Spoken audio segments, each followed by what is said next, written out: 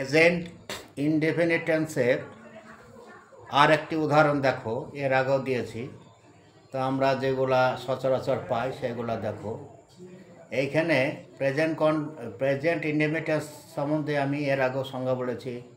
সে পড়ে, সে খেলে, আমি যাই, সে করে, এবং সাধারণ কোনো কিছু করা বোঝাবে, সেই ক্ষেত্রে কিন্তু প্রেজেন্ট ইনডেফিনিট টেন্স হবে। এবার এইখানে একটা বাক্য আছে, Anita studies in class 5।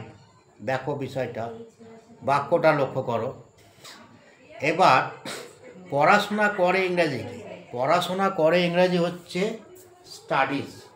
Studies মানে হচ্ছে পড়াশোনা করা, অর্থাৎ সেই ক্লাস 5-এর মধ্যে ইতিহাস আছে, ভূগোল আছে, বিজ্ঞান আছে, অঙ্ক আছে, ইংরাজি আছে, বিভিন্ন বিষয়ের সংমিশ্রণ নিয়ে তবে ক্লাস 5, এবং এই ক্ষেত্রে স্টাডিজ হয়।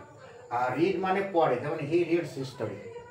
ঠিক আছে, কোনো একটা বিষয় নেই। এবার তুমি লক্ষ্য করো, অনিতা স্টাডিজ ইন ক্লাস 5, এটা কিন্তু রোমান হরফে লেখা আছে। তাহলে আমরা অনিতার এটা আমরা বাংলা বের করব।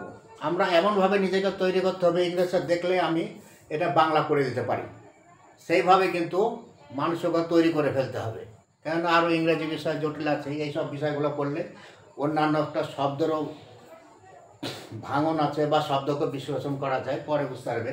এবার অনিতা স্টাডিজ ইন ক্লাস 5, তাহলে আমরা অনিতার মানে ইংরেজি লিখে বাংলা মানে নিলাম অনিতা, পেয়ে গেলাম।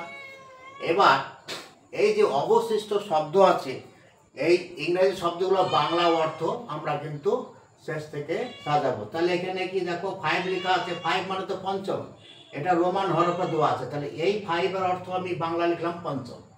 তারপরে ক্লাসের বাংলা অর্থ লিখলাম আমরা জানি, এইখানটা শ্রেণী, ক্লাসের অর্থ শ্রেণী আমরা সবাই জানি। ইনের অর্থ তে, এটাও আমরা জানি, ইন মানে তে। আবার স্টাডিজ মানে পড়াশোনা করে, তাহলে স্টাডিজ মানে হচ্ছে পড়াশোনা করে। তাহলে কি হলো, অনিতা স্টাডিজ ইন ক্লাস 5। তাহলে আমি এই ইংরেজি শব্দটার বাংলা বাক্য কীভাবে বের করবো? তাহলে অনিতা শব্দের বাংলা অর্থ অনিতা লিখলাম, তারপরে ইংরেজি শব্দের উপর বাংলা ওয়ার্ডগুলো আমরা বসিয়ে দেবো, দেখি তো পাওয়া যায় কিনা। তাহলে অনিতা পঞ্চম শ্রেণীতে পড়াশোনা করে, আমরা পেয়ে গেছি অনিতা পঞ্চম শ্রেণীতে পড়াশোনা করে। তাহলে এবার আমরা যখন বাক্যের আকার নিয়ে আসবো, সেই ক্ষেত্রে কী হবে, অনিতা পঞ্চম শ্রেণীতে পড়ে। এই বাক্যের আকারে যখন হবে, এই যোগ চিহ্নটা দেখো এখানে আর নেই, এক জায়গায় চলে এসেছে। সেই ক্ষেত্রে কী হলো, অনিতা পঞ্চম শ্রেণীতে পড়ে। রিড মানে পড়ে, আর স্টাডিজ মানে হচ্ছে পড়াশোনা করে। তাহলে অনিতা স্টাডিজ ইন ক্লাস 5। আবার যখন তুমি বাংলা বাক্য থেকে ইংরেজি বাক্যে যাবে, সেই ক্ষেত্রে কী হবে, অনিতা পঞ্চম শ্রেণীতে পড়ে, এই একটা বাক্য কিন্তু তোমরা পেয়ে যাবে, তৈরি থাকবে। তো মানসিক দিক দিয়ে যখন আমরা ইংরেজি শিখে ফেলবো, তখন এটা বিশ্লেষণ করতেও পারবো যে শ্রেণীতে আছে, তাহলে শ্রেণী যোগ তে করিনি। তাহলে সেই ক্ষেত্রে কী হবে, পরবর্তীকালে আমরা কিন্তু সাজিয়ে নেব। কী হবে, শ্রেণীতে আছে, শ্রেণীতে আমরা এখানে শ্রেণী যোগ তে করবো, আর এখানে পড়াশোনা করে, এটা ঠিকই আছে।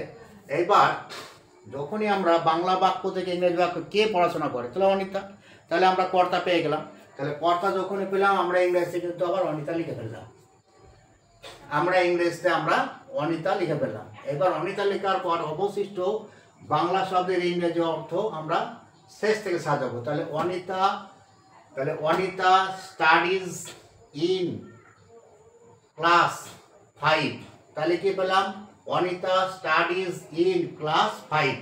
এটা কিন্তু রোমান হরফে আছে, এর অর্থ হচ্ছে পঞ্চম, সেই ক্ষেত্রে আমি এখানে পঞ্চম লিখেছি। এটা হচ্ছে পঞ্চম শ্রেণী। তাহলে কি হলো, অনিতা স্টাডিজ ইন ক্লাস 5।